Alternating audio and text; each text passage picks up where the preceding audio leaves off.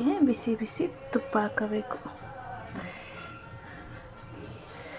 ನಾನು ಜಾಸ್ತಿ ಹಾಕಲ್ಲ, ತುಪ್ಪ ತಿನ್ನಲ್ಲ, ಸ್ವಲ್ಪ ಹಾಕ್ತಾಯಿದ್ದೀನಿ ಅಷ್ಟೇ. ರವೆ ದೋಸೆ ರೆಡಿ. ತುಂಬ ಚೆನ್ನಾಗಿರುತ್ತೆ ನೋಡಿ, ಸಾಫ್ಟಾಗಿ ತುಂಬಾ ಚೆನ್ನಾಗಿರುತ್ತೆ. Thank you. ರವೆ ದೋಸೆ ಮಾಡೋಣ. ರವೆ ದೋಸೆ ಮಾಡೋದಕ್ಕೆ ರವೆ 1 ಕಪ್ ತೊಗೊಂಡಿದ್ದೀನಿ.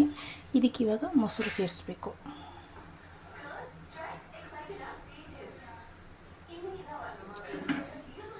ಮೊಸರು, ಸ್ವಲ್ಪ ಜೀರಿಗೆ, ಸ್ವಲ್ಪ ಹಸಿಮೆಣಸಿನ್ಕಾಯಿ ಸಣ್ಣದಾಗಿ ಹೆಚ್ಕೊಂಡು ಹಸಿಮೆಣಸಿನ್ಕಾಯಿ, ಆಮೇಲೆ 1 ಸಣ್ಣ ಕ್ಯಾರೆಟ್, ಒಂದು ಚಿಕ್ಕದೊಂದು ಈರುಳ್ಳಿ,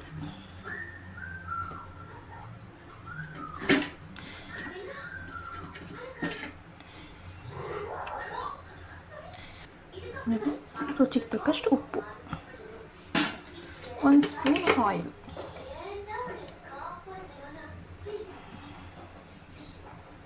ಇದನ್ನು ಚೆನ್ನಾಗಿ ಕಲಸಿ ಒಂದು 10 ಮಿನಿಟ್ಸ್ ಇಡೋಣ. ಇದಕ್ಕೊಂದು ಸ್ವಲ್ಪ ಶುಂಠಿ ಹೆಚ್ಚಾಕೊಂಡು, ಸ್ವಲ್ಪ ಕೊತ್ತಂಬರಿ ಹಾಕ್ಕೊಂಡು ರವೆ ಇಡ್ಲಿ ಕೂಡ ಒಯ್ಕೋಬೋದು. ರವೆ ಇಡ್ಲಿ ಗಟ್ಟಿ ಇರಬೇಕು. ದೋಸೆಗಂದರೆ ಇನ್ನೊಂದು ಸ್ವಲ್ಪ ನೀರು ಹಾಕಿ ಕಲಸಿ 10 ಮಿನಿಟ್ಸ್ ಇಡೋಣ. ನೆನೆಗೆ ಇಟ್ಟಿದ್ವಲ್ಲ, ನೆನೆಸಿ ರೆಡಿಯಾಗಿದೆ. ಇಲ್ಲಿ ತವಕ್ಕೆ ಸ್ವಲ್ಪ ಆಯಿಲ್ ಹಾಕ್ಕೊಂಡು ಕಾಯಕ್ಕೆ ಇಟ್ಟಿದ್ದೀನಿ. ಈಗ ಕೊತ್ತಂಬರಿ ಹಾಕ್ಕೊಳ್ಳೋಣ. ಕೊತ್ತಂಬರಿ ಹಾಕ್ಕೊಂಡು ಸ್ವಲ್ಪ ಕಲಿಸ್ಕೊಂಡು ಈಗ ದೋಸೆ ಇಟ್ಕೊಳ್ಳೋಣ. ಸ್ವಲ್ಪ ದಪ್ಪನೇ ಇರಲಿ, ಉತ್ತಪ್ಪದ ಥರ. ಎಷ್ಟು ದಪ್ಪ ಇರಲಿ.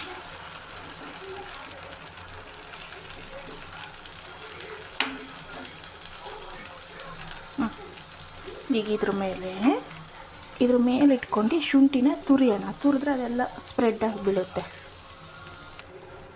ಈಗ ಶುಂಠಿನ ಇದ್ರ ಮೇಲೆ ತುರಿದಿದ್ದೀನಿ. ಇದ್ರ ಮೇಲೆ ತಟ್ಟೆ ಮುಚ್ಚಿ ಸಿಮ್ಮಲ್ಲೇ ಬೇಯಿಸೋಣ, ಆಯಿತಾ? ಅದು ರವೆ ಅಲ್ವಾ, ಬೇಯಬೇಕು. ಈಗ ಬೆಂದಿದೆ, ತಿರುಗ್ಸೋಣ. ಬರುತ್ತೆ, ಚೆನ್ನಾಗಿರುತ್ತೆ.